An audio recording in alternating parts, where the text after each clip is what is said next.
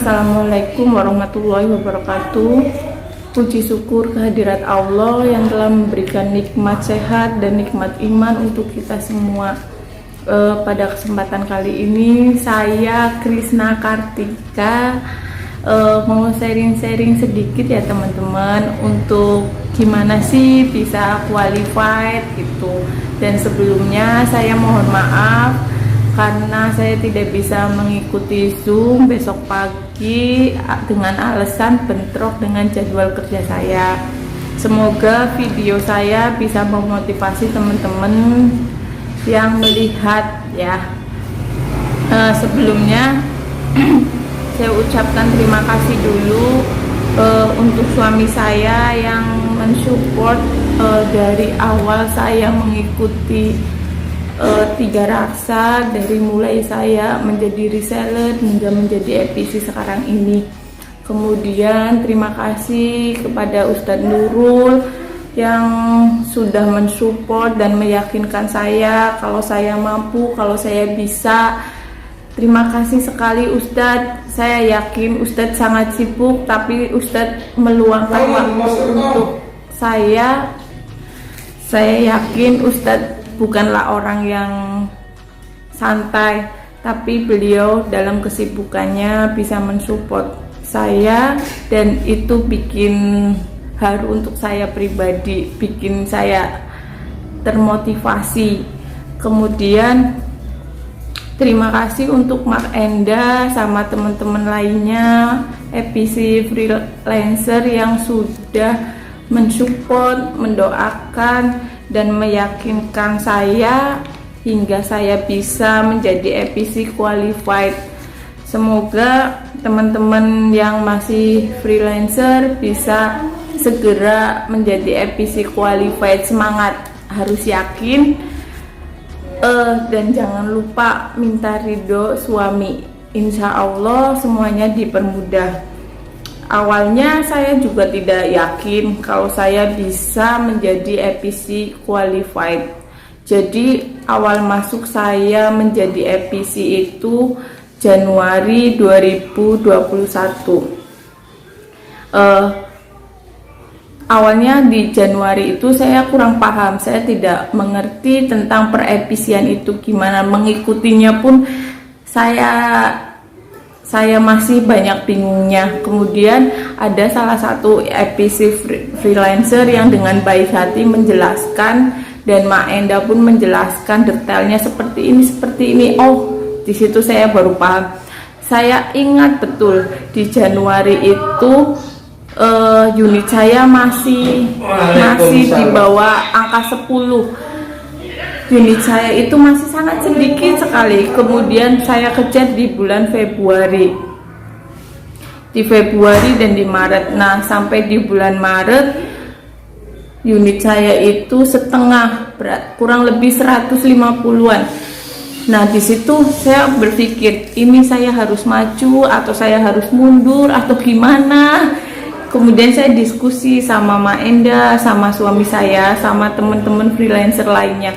Ini sebaiknya gimana, mampu nggak sih, mungkin nggak sih, kayak gitu. Kata teman-teman mungkin bisa, sangat bisa kayak gitu. Tapi kemudian saya diskusi pelan sama suami, ini gimana ya, unit saya tuh segini, teman-teman sih yakin saya bisa mengejar, tapi sangat kecil sekali gitu. Nah, dari suami saya bilang, jangan terlalu dipaksakan, santai aja. Insya Allah kamu bisa qualified kayak gitu. Udah ikhlaskan unit yang sekarang, insya Allah kuartal 2 mama qualified. Nah, dari situ oke. Suami saya dengan yakin bilang qualified di kuartal kedua. Baik, dari kalimat itu saya garis bawahi dan saya berpikir oke, mungkin kali ini di kuartal pertama saya tidak bisa mengejar, tapi kuartal kedua saya akan perbaiki. Nah, di kuartal kedua itu saya perbaiki, mulai memperhatikan unit, karena saya sebelumnya terus terang tidak pernah berpikir tentang unit. Saya ini salah satu mungkin ada, tapi saya menceritakan diri saya sendiri ya teman-teman. Mungkin saya salah satu orang yang masa bodoh ya. Saya tuh niatnya pokoknya membantu teman-teman di luar sana yang membutuhkan produk yang saya jual dengan cara arisan kayak gitu atau menabung kayak gitu. Pokoknya saya niat lillahi ta'ala itu. Kemudian akhirnya saya itu mulai memperhatikan unit di kuartal kedua, pun tidak sedetail sekarang ini. Saya memperhatikan unit ketika teman-teman sesama freelancer menanyakan, berapa unitmu Mak Krisna? Ya sebentar, saya cek dulu. Saya cek dulu gitu.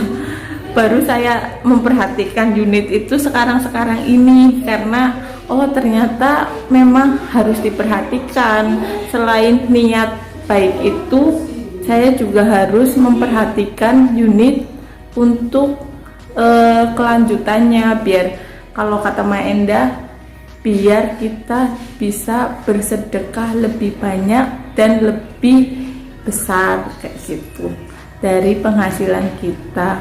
Oke, Mbak Endah memang luar biasa, supportnya beliau memang jos banget, kena ke hati saya itu, kena.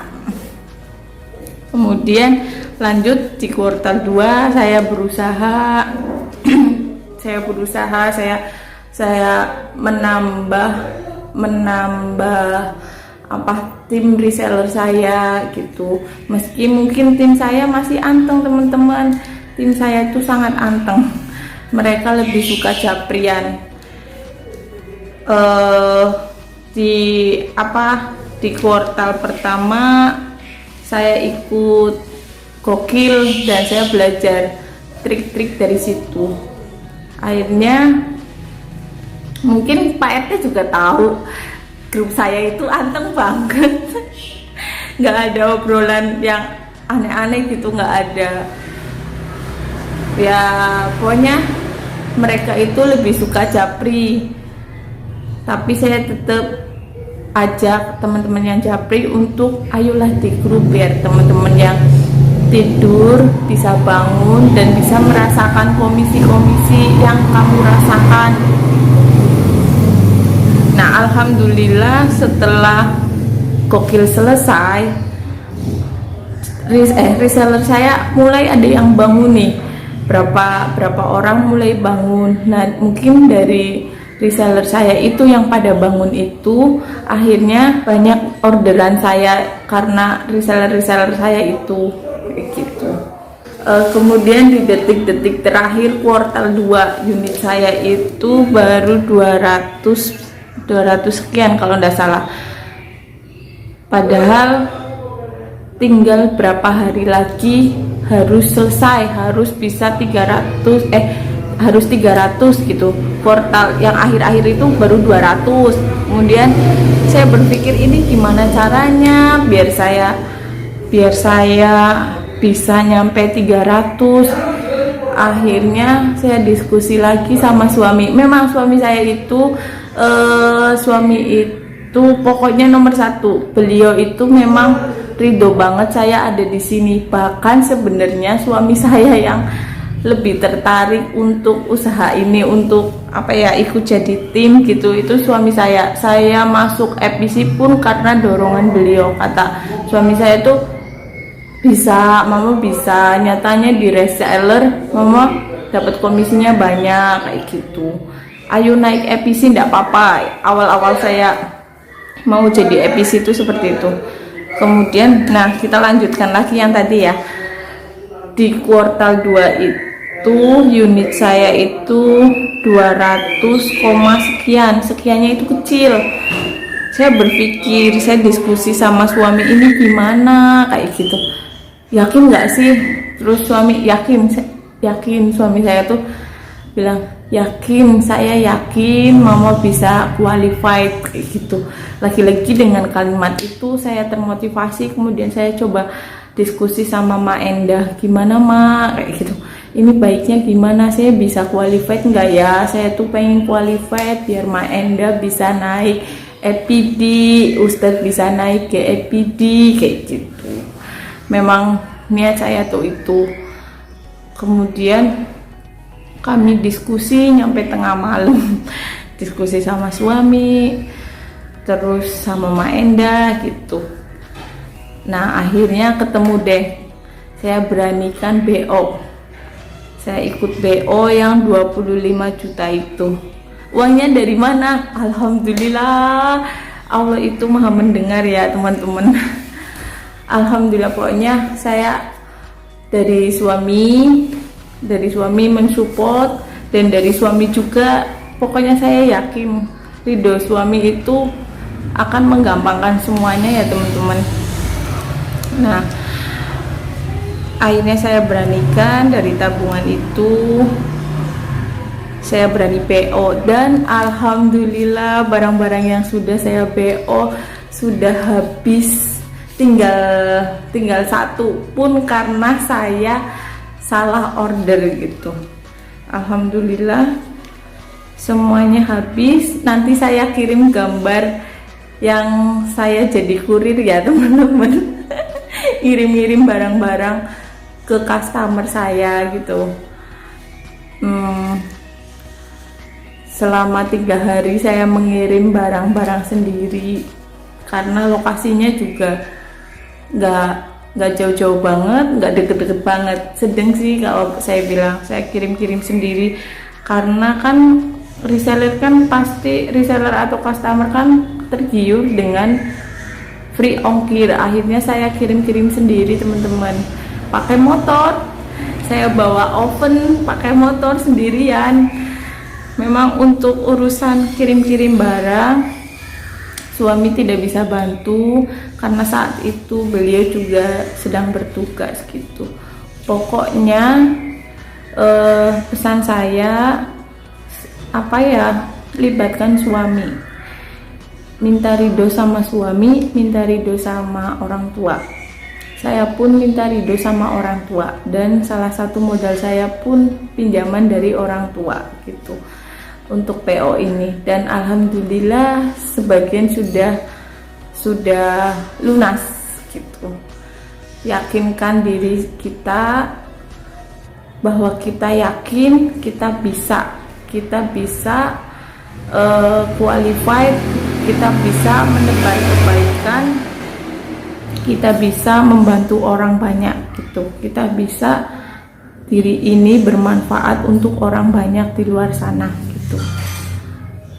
Kayak gitu aja sih ya teman-teman sharing saya.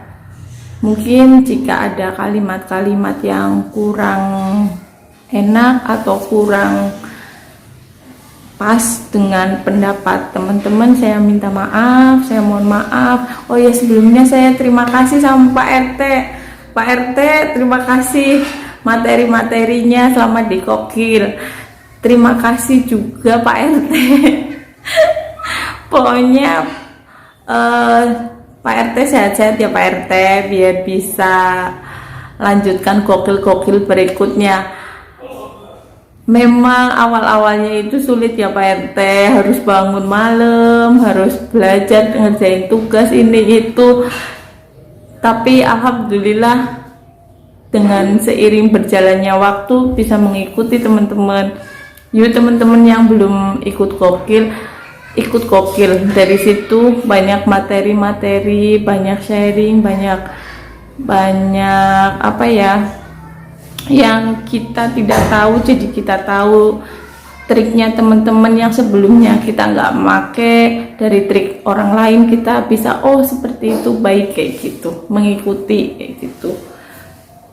Kemudian nggak selalu sih ya, maksudnya bukan berarti dengan ikut kokil nanti bisa qualified, enggak seperti itu juga. Sebenarnya qualified itu menurut saya keyakinan diri kita sendiri dan ridho orang-orang sekitar kita, ridho suami kita, teman-teman kita, leader kita gitu.